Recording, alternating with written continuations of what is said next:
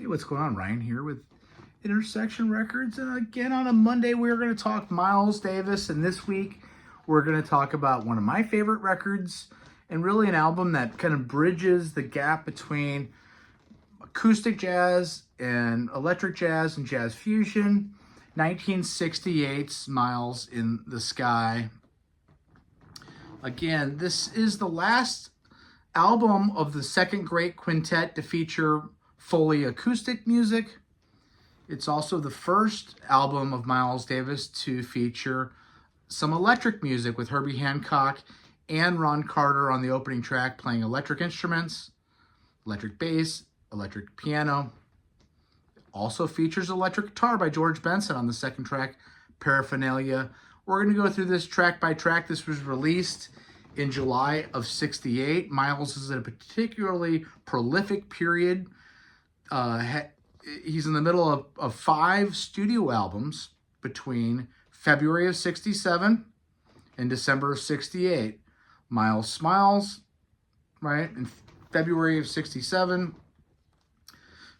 Sorcerer, and I believe October of '67. Nefertiti in March of '68. This in July of '68, and then Files of Kilimanjaro in December of '68. So 3 albums in '68 alone.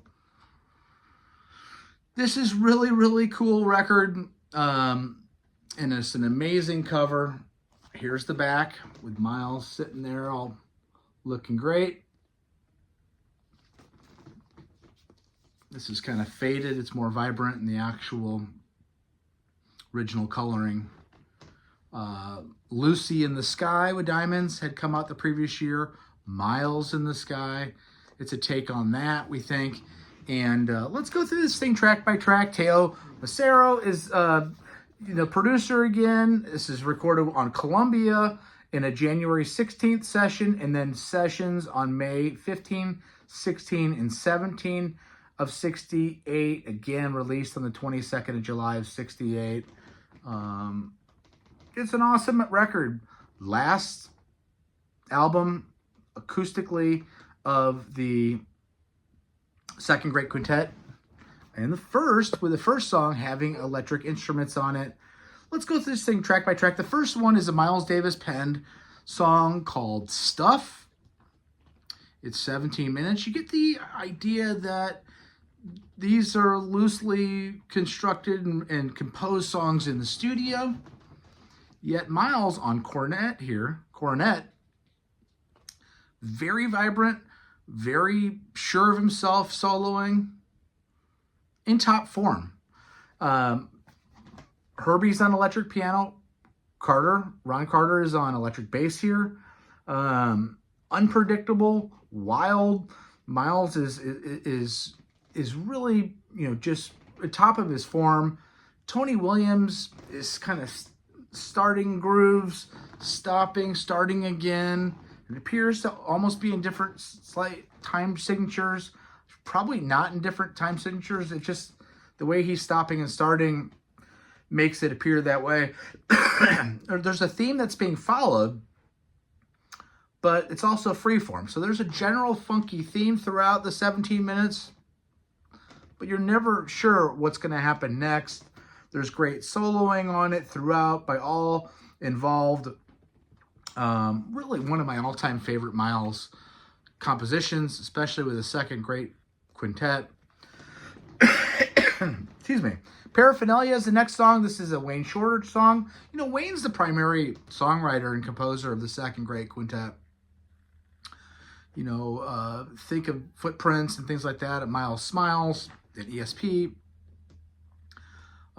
He writes Paraphernalia. George Benson is electric guitar. This is the first time somebody's played electric guitar on a Miles Davis album. Certainly wouldn't be the last. The next year in '69, of course,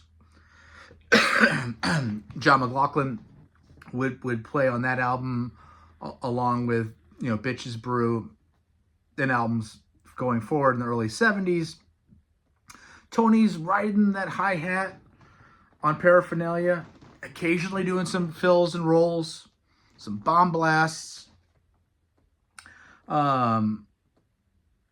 George Benson's kind of just keeping some tension in the chord changes, working with the rhythm section of Carter and Williams and Hancock.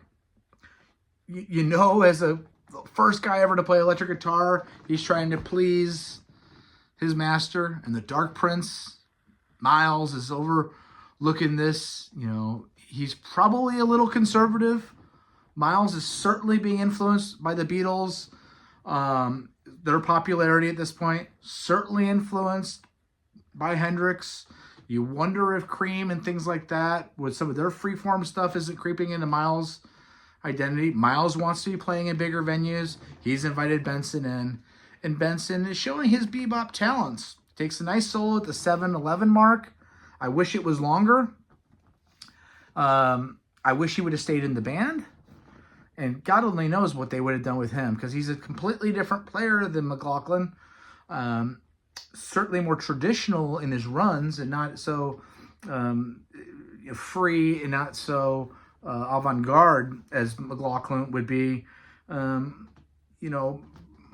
Benson's a little buried in the mix on Paraphernalia. Wayne is luscious. The way that he's bopping in and out on this song that he wrote. Really another top track. Black Comedy is the next song. This is a 7.5 minute song composed by Tony Williams. Tony Williams is amazing on this whole album. He only gets writing and composing credits on one song, which is Black Comedy, but he really is just at the height of his peak here in 1968. Along with Elvin Jones. Coltrane has now passed away. This is the most important band in jazz. And it's very evident on songs like Black Comedy, Flourishes by Miles in his soloing. Miles is back on trumpet here. Time and space shifting sequences within this song. Miles solos, then Wayne solos, then Herbie solos. Ron's, keeping the pace with Tony. Ron's just so important on bass throughout Miles's 60s output. Paul Chambers dominates the mid to late 50s and early 60s with Miles. I've been sick all weekend, excuse me. It's hard to explain how important Ron Carter is in Miles Davis's history, as well as Paul Chambers. But Ron's driving it with Tony. The last song is Country Son. It's a Miles Davis pen song. Again, almost 14 minutes long. Calls it Country Son. And that's interesting. Miles is the son of a dentist in an affluent family where both of his parents attended college, but they were also farmers. They had a farm raising award-winning pigs down in Pine Bluff, Arkansas, and they had a horse farm outside of East St. Louis in Millstadt, where my family, we pick apples there every fall. It's a beautiful area, elevated up over the river bottoms of western Illinois and the St. Louis area. This is the same farm where Miles Davis dried out from his 1954 heroin addiction, where his father came and got him out of New York, put him in a barn or stable house on this horse farm in Millstadt, and he dried out.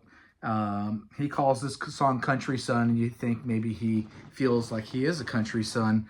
Miles back on the cornet. Again, the drumming on this song is just fantastic. Unusual structure here. This song goes from ballads to a fast, to mid-tempo, to falling out completely almost before, Tony reshuffles the deck and starts the thing up again. And it goes fast, mid-pace, slow, falls out. It's all over the place.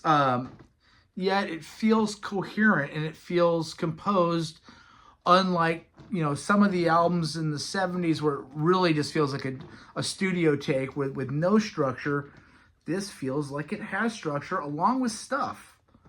Yes, I'm sure they were worked out in the studio and composed there, but this band's telepathy is so good at this point that they're able to make it sound structured. Again, it slows to a crawl where you can hear a pin drop and then resurfaces again. Herbie has some beautiful flourishes in the 5-minute mark on piano. Just some of the best stuff. So inventive. This is one of my favorite albums that he ever did. Certainly within the confines of the Second Great Quintet. This is the bridge between Going Electric. This is the last of the full Second Quintet. On Filets of Kilimanjaro, we have other folks, Dave Holland entering the fray. Of course, we have Benson here. Do I wish there was more Benson on this record? Yes. This is one of my favorite records. We're going to pick next week's selection from our box here, or our jug. And we are going to go in with